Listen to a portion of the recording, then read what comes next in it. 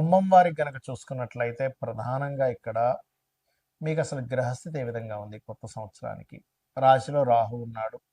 ఆ యొక్క రాహు నవంబర్ వరకు అక్కడే ఉంటాడు. దాని తర్వాత 12వ స్థానంలోకి వెళ్తాడు. ఎందుకంటే రాహుకేతువులు రివర్స్లో తిరుగుతుంటాయి కదా.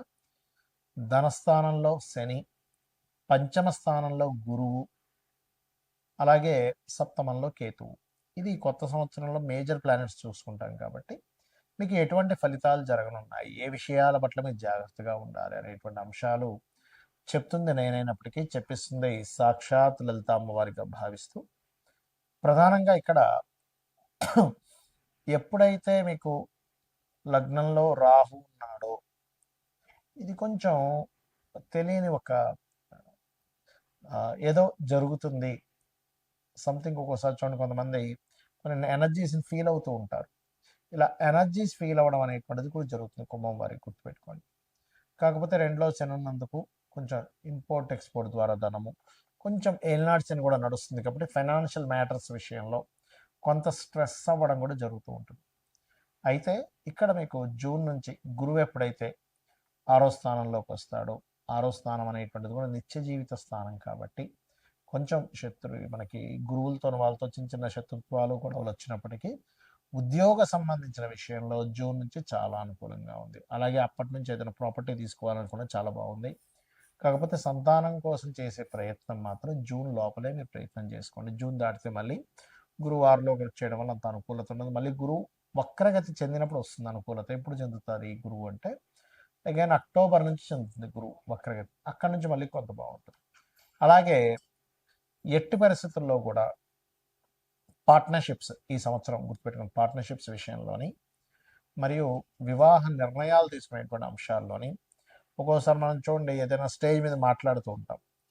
అలా స్టేజ్ మీద ఏదైనా ఒక మాట మాట్లాడేటప్పుడు చాలా జాగ్రత్తగా ఉండాలి. ఎందుకంటే లగ్నంలో రాహు, సప్తమంలో కేతు ఉన్నాడు.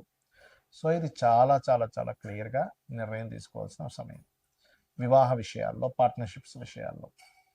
మరి మీరు వివాహం విషయంలో నవంబర్ వరకు అలా ఉంది కదండి, నవంబర్ వరకు చేసుకోకూడదా, మనం కంపల్సరీ చేసుకోవాల్సిన పరిస్థితి ఉంది అంటే కనుక రాహు కేతు గ్రహాల దగ్గర దీపారాధన చేయండి. వీలైతే ఒకసారి కాళహస్తికి వెళ్ళి రండి. రావి చెట్టు మొదల్లో కాస్త పసుపు కుంకుమ గంధం కలిపిన వాటర్ని వేసి వాటి చుట్టూ ప్రదక్షిణం చేయండి. అక్కడ మనకి సర్ప ప్రతిష్ఠ చేసినవి ఉంటాయి. వాటి మీద చక్కగా మీరు పసుపు కుంకుమ గంధం కలిపిన వాటర్ని వేసి ప్రదక్షిణం చేసుకోండి. ఓం కామేశబద్ధ మాంగళ్య సూత్ర శోభిత కందరాయ నమః అనే మంత్రం చేయండి. ఖచ్చితంగా మీకు బాగుంటుంది. ఇక్కడ ఏంటంటే ప్రతి ఒక్కరికి కూడా సంవత్సరం మారింది, నూతన సంవత్సరం వచ్చింది, ఇక్కడి నుంచి అయినా సరే లైఫ్ బాగుంటుందా అని చెప్పి ఆశపడుతూ ఉంటారు. మనిషి అభివృద్ధి అవ్వడానికి పడేటువంటి ఆశ ఎప్పుడు కూడా తప్పు కాదు. అయితే ఇక్కడ మీరు అర్థం చేసుకోవాల్సింది ఏంటంటే ఎంతసేపు కూడా ఏలినాడు శని, సర్పదోషం ఉంది, ఇవి ఒకటే కాదు, మీ పర్సనల్ చార్ట్లో గ్రహాలు ఏ రకంగా ఉన్నాయి అంటే లగ్నం ఎలా ఉంది, లగ్నాన్ని బట్టి మీ ఎదుగుదల చెప్తుంది. మీ ధనాధిపతి ఎలా ఉన్నాడు అంటే సెకండ్ లార్డ్, సెకండ్ హౌస్ శుక్రుడి యొక్క పరిస్థితి ఎలా ఉందనేది క్లియర్గా తెలుసుకోవాలి. దాన్ని బట్టి ఏమవుద్దంటే మీకు ఎందులో ధనయోగం ఉంది, ఏ రూపంలో మీరు ప్రయత్నం చేస్తే బాగుంటుంది, ఎప్పుడు మీకు రైట్ టైం, ఇవన్నీ కూడా తెలుస్తాయి. అలాగే మీరు చేసే ప్రయత్నాలు 3వ స్థానం. మీరు ఇక్కడ ఏంటంటే వాస్తు కూడా మనకు ప్రభావం చూపిస్తుంది. జాతకం బాగుందండి, వాస్తు బాలని ఇంట్లోకి వెళ్ళానంటే ఏమవుతుందంటే కుండలో వాటర్ పోస్తున్నాము కానీ కుండకి చిన్న చిల్లుంటే ఏమవుతుంది, కింద నుంచి వెళ్ళిపోతూనే ఉంటాయి.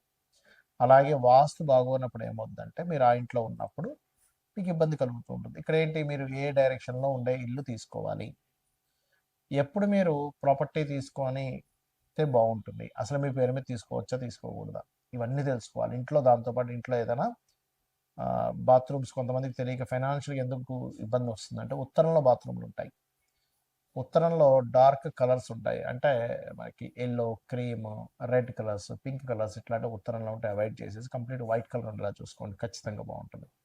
అలాగే మరొక విషయం ఏంటంటే ఇక్కడ సంతాన అభివృద్ధి ఎందుకు కావట్లేదు, పంచమ స్థానం, రుణము, రోగము, శత్రుత్వం, ఇవి ఎక్కువగా ఇబ్బంది పెడుతూ ఉంటాయి. వీటికి సంబంధించిన పరిస్థితి ఏమిటి.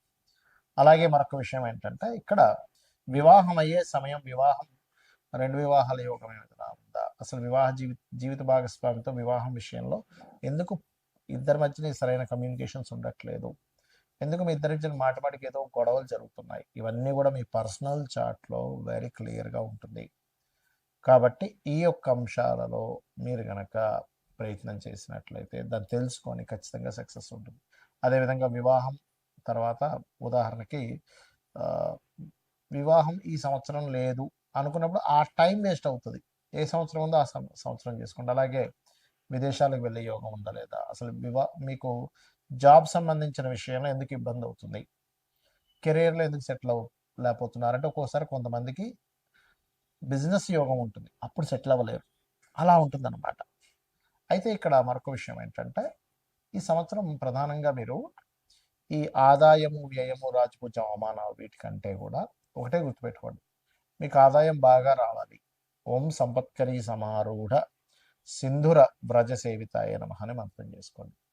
అప్పులు ఎక్కువగా ఉన్నాయి, ఓం అపర్ణాయ నమః అని మంత్రం చేసుకోండి. బిజినెస్లో ఇంప్రూవ్మెంట్స్ రావాలి, ఓం ఇంద్రగోప పరిక్షిప్త స్మరతోనా భజంగికాయ నమః. అయితే ప్రతిదీ కూడా 45 మినిట్స్ చేయండి.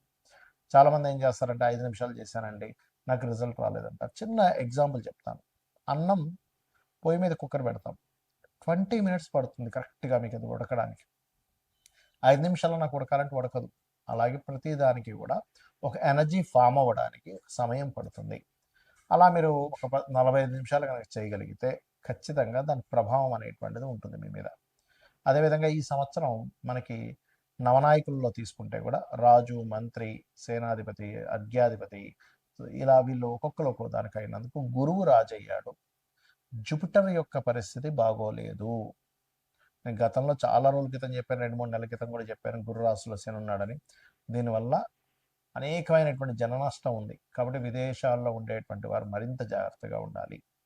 అది యుద్ధాల వల్ల అనుకోండి, కొన్ని రోగాల వల్ల అనుకోండి, విశేషమైనటువంటి జన నష్టం జరగనుంది, గుర్తుపెట్టుకోండి. ఇది ఆల్రెడీ మనం మనకి ఎప్పుడు డిసెంబర్, ఫిబ్రవరి టైంలో కూడా మనం చెప్పాము. కాకపోతే ఎందుకంటే ఇప్పుడు నెక్స్ట్ కొత్త సంవత్సరానికి కూడా ఈ యొక్క గురువే రాజు అవుతున్నాడు. అదేవిధంగా నీర్సాధిపతి కూడా గురువు అవుతున్నాడు. కాకపోతే వర్షాధిపతి చంద్రుడైనందుకు కాస్త చక్కగా వర్షాలు అయితే బాగా పడతాయి, ఎక్కువ రోజుల వర్షాలు కూడా ఉంటాయి. కొంచెం ఈ పంట పొలాలు లేకపోతే ఈ ధాన్యాలకు ఎక్కువగా డిమాండ్ అనేది పెరుగుతుంది. ధాన్యాలకు గుర్తుపెట్టుకోండి, ధాన్యానికి ఎక్కువ డిమాండ్ పెరగనుంది. కాబట్టి ఈ యొక్క విషయాల పట్ల కాస్త మీరు అప్రమత్తంగా ఉండండి. జనాలు బంకర్స్లో దాచుకునేటువంటి సమయం రానుంది, గుర్తుపెట్టుకోండి. కాబట్టి ఈ విషయంలో జాగ్రత్తగా ఉండండి. ఇక మరొక విషయం ఏంటంటే మీరు జాతకమే తెలియదు అప్పుడు ఏం చేయాలి? సింపుల్గా రోజు లలితా సహస్రనామాలు చేసుకోండి డైలీ, ఖచ్చితంగా బాగుంటుంది. అదేవిధంగా మనకి లాస్ట్ టైం మనం చెప్పుకున్నాం, ఒక 4-5 నెలల క్రితం కూడా చెప్పాను, సిల్వర్ రేట్ విపరీతంగా పెరగనుంది. మరలా బంగారం సిల్వర్ రేట్లు ఒక రేంజ్లోకి వెళ్ళనున్నాయి, గుర్తుపెట్టుకోండి. ల్యాండ్ రేట్స్ కూడా విపరీతంగా పెరగనున్నాయి. కాబట్టి రెగ్యులర్గా లలిత చేసుకోండి, అన్ని విధాలా మీకు బాగుంటుంది. శ్రీమాత్రే నమః.